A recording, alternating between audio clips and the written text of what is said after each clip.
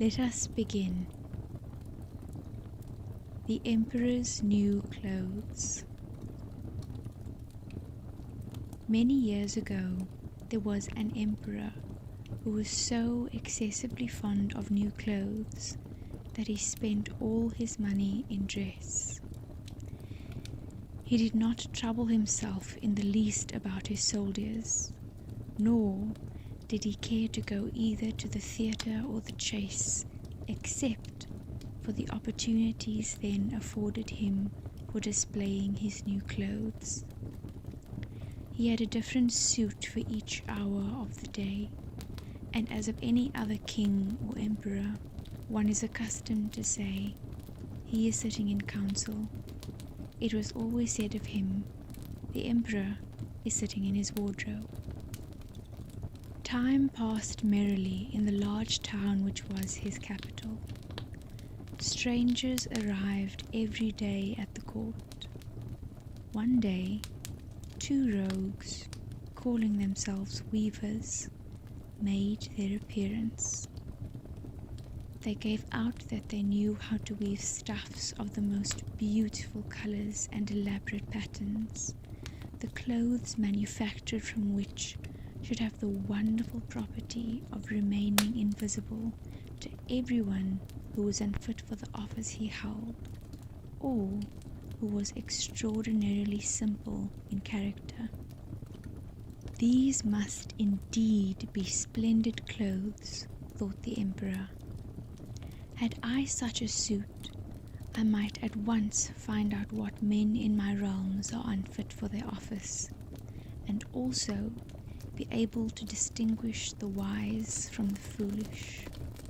This stuff must be woven for me immediately. And he caused large sums of money to be given to both the weavers in order that they might begin their work directly. So the 2 pretended weavers set up 2 looms and affected to work very busily, though in reality they did nothing at all. They asked for the most delicate silk and the purest gold thread, put both into their own knapsacks, and then continued their pretended work at the empty looms until late at night. "I should like to know how the weavers are getting on with my cloth," said the emperor to himself after some little time had elapsed. He was, however, rather embarrassed when he remembered that a simpleton, or one unfit for his office, would be unable to see the manufacture. To be sure, he thought he had nothing to risk in his own person, but yet he would prefer sending somebody else to bring him intelligence about the weavers and their work before he troubled himself in the affair. All the people throughout the city had heard of the wonderful property the cloth was to possess, and all were anxious to learn how wise or how ignorant their neighbors might prove to be. "I will send my faithful old minister to the weavers," said the emperor at last, after some deliberation. "He will be best able to see how the cloth looks, for he is a man of sense, and no one can be more suitable for his office than he is." So the faithful old minister went into the hall where the knaves were working with all their might at their empty looms. "What can be the meaning of this?" thought the old man, opening his eyes very wide.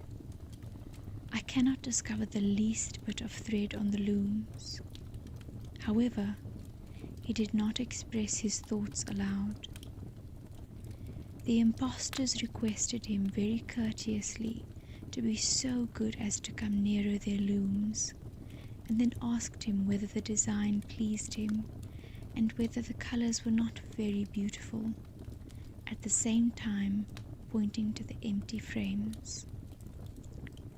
The poor old minister looked and looked.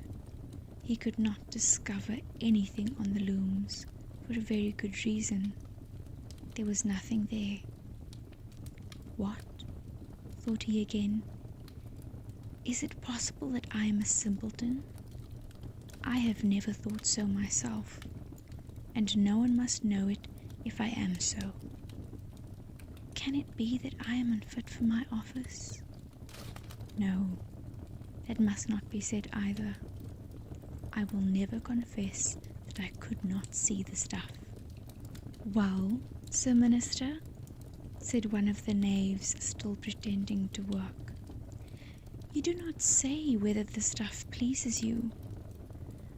Oh, it is excellent, replied the old minister, looking at the loom through his spectacles.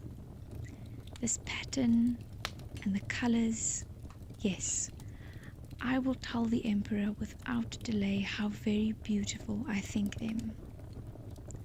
We shall be much obliged to you, said the impostors, and then they named the different colours and described the pattern of the pretended stuff. The old minister listened attentively to their words in order that he might repeat them to the emperor, and then the knaves asked for more silk and gold, saying that it was necessary to complete what they had begun.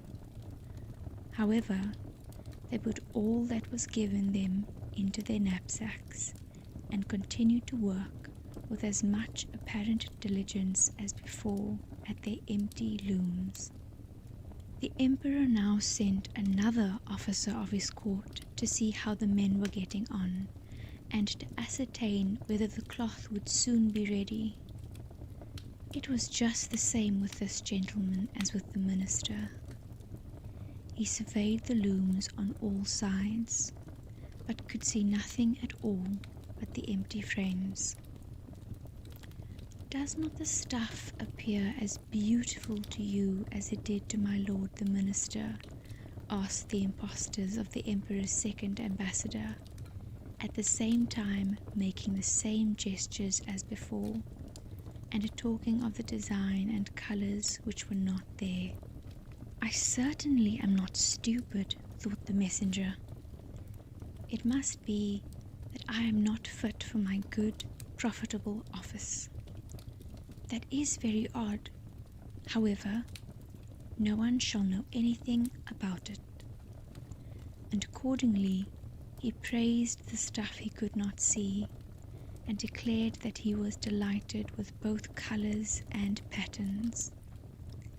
Indeed, please your imperial majesty, said he to his sovereign when he returned, the cloth which the weavers are preparing is extraordinarily magnificent. The whole city was talking of the splendid cloth which the emperor had ordered to be woven at his own expense. And now the emperor himself wished to see the costly manufacture while it was still in the loom.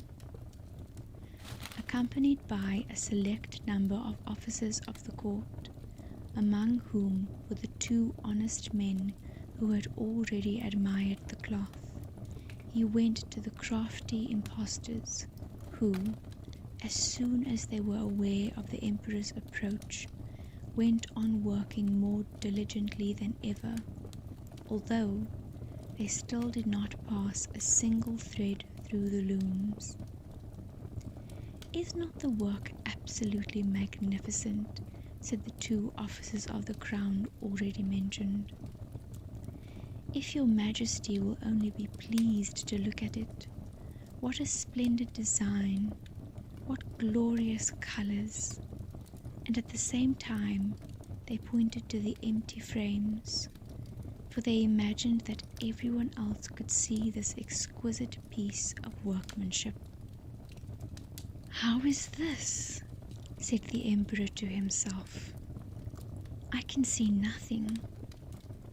This is indeed a terrible affair.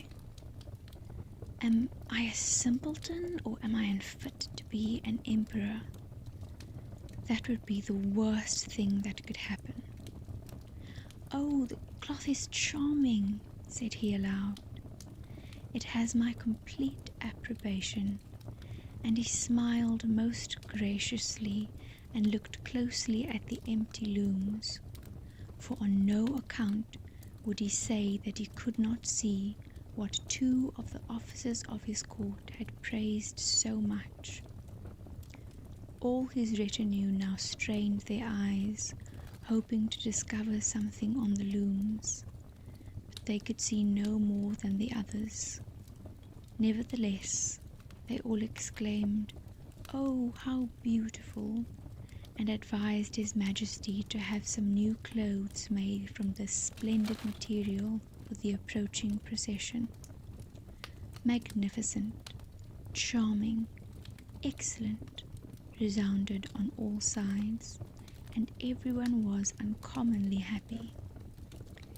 The Emperor shared in the general satisfaction, and presented the impostors with an order of knighthood and the title of gentlemen weavers. The rogues sat up the whole of the night before the day on which the procession was to take place, and had 16 lights burning, so that everyone might see how anxious they were to finish the Emperor's new suit. They pretended to roll the cloth off the looms, cut the air with their scissors, and sewed with needles without any thread in them. "See," cried they at last, "the Emperor's new clothes are ready." And now the Emperor, with all the grandees of his court, came to the weavers, and the rogues raised their arms as if in the act of holding something up, saying, "Here are your Majesty's trousers, here is the scarf, here is the mantle. The whole suit is as light as a cobweb. One might fancy one has nothing at all on when dressed in it. That, however, is the great virtue of this delicate cloth." "Yes, indeed," said all the courtiers, although not one of them could see anything of this exquisite manufacture.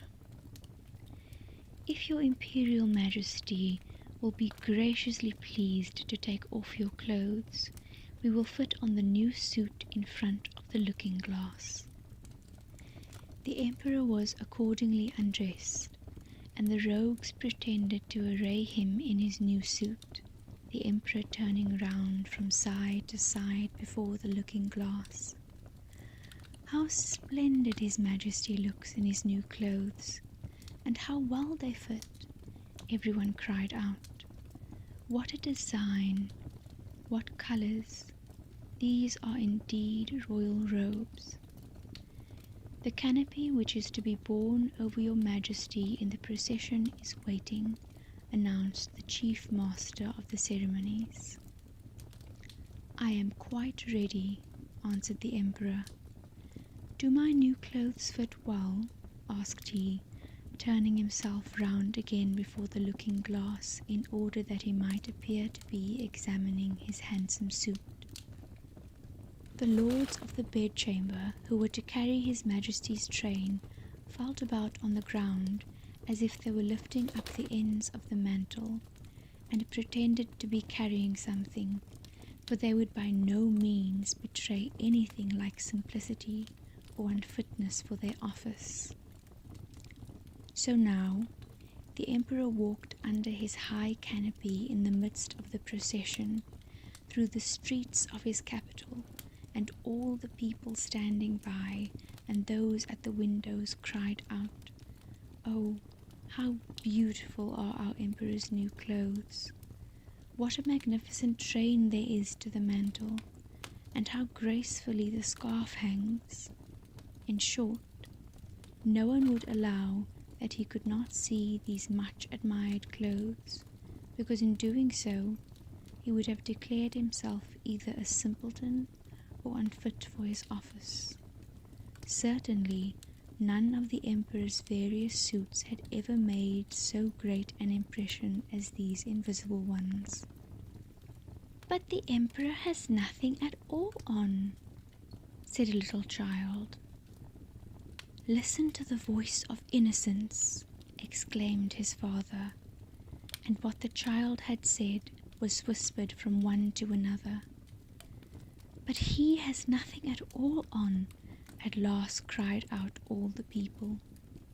The emperor was vexed, for he knew that the people were right, but he thought the procession must go on now, and the lords of the bedchamber took greater pains than ever to appear holding up a train, although, in reality, there was no train to hold.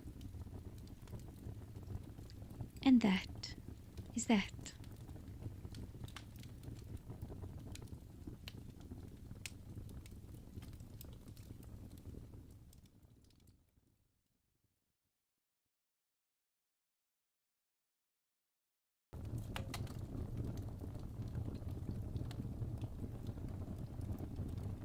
Let us begin.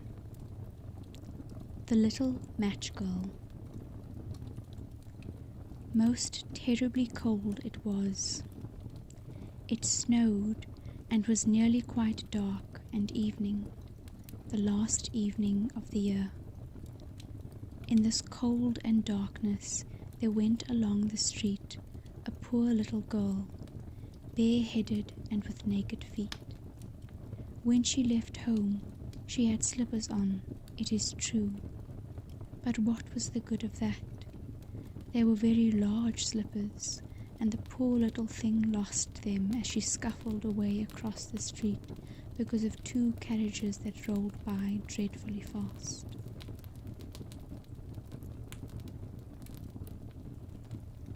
So the little maiden walked on with her tiny naked feet that were quite red and blue from cold.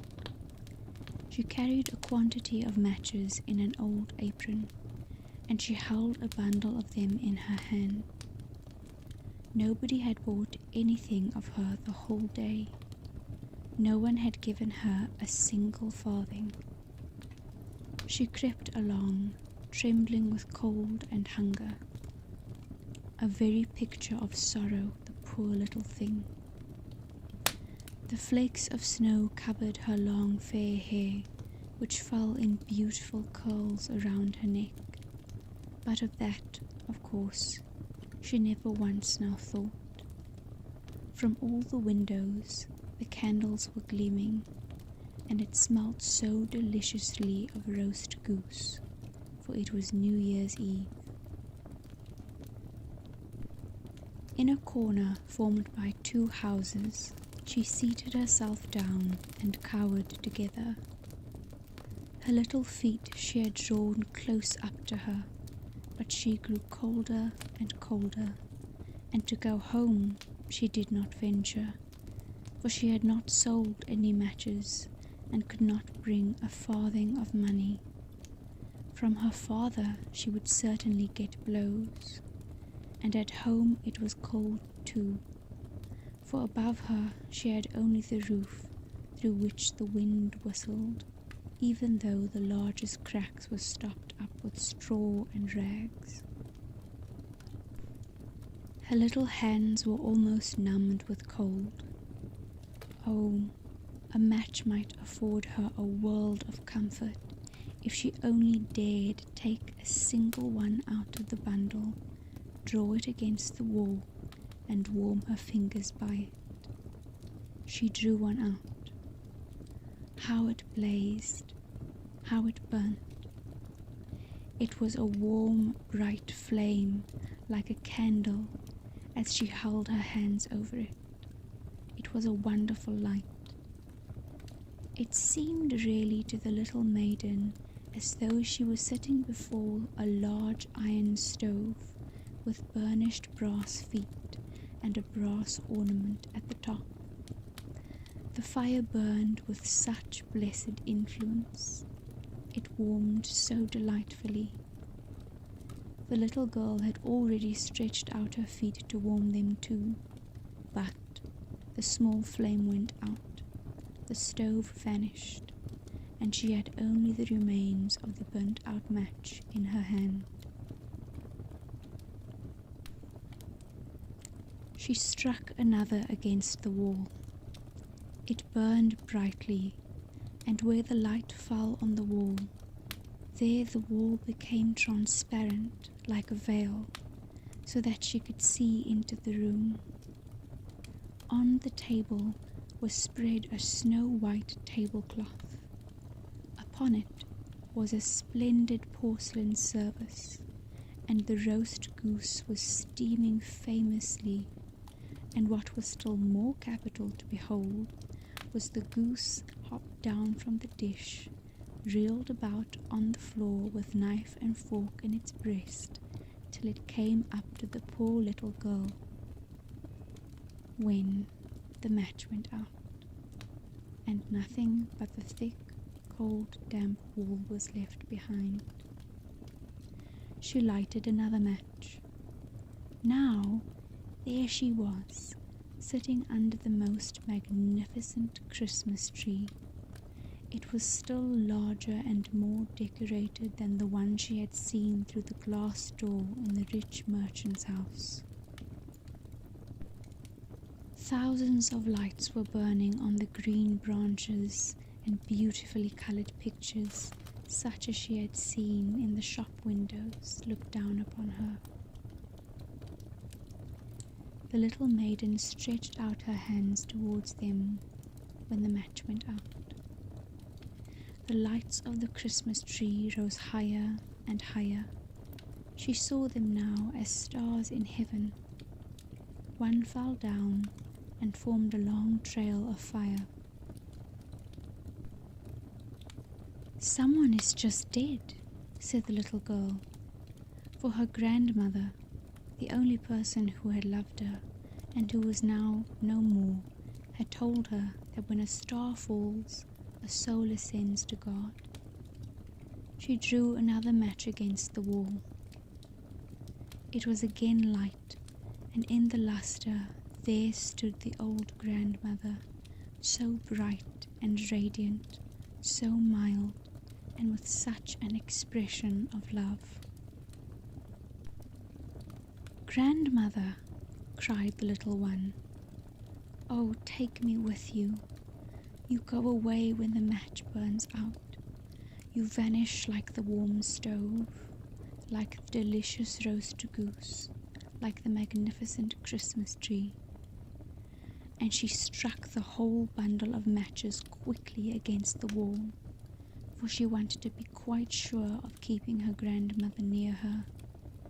And the matches gave such a brilliant light that it was brighter than at noonday. Never formerly had the grandmother been so beautiful and so tall. She took the little maiden on her arm, and both flew in brightness and in joy so high, so very high. And then above there was neither cold, nor hunger, nor anxiety. They were with God.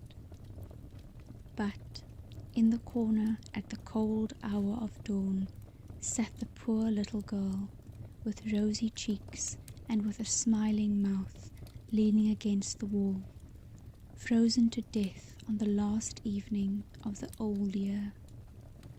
Stiff and stark sat the child there with her matches, of which one bundle had been burnt. She wanted to warm herself, people said. No one had the slightest suspicion of what beautiful things she had seen.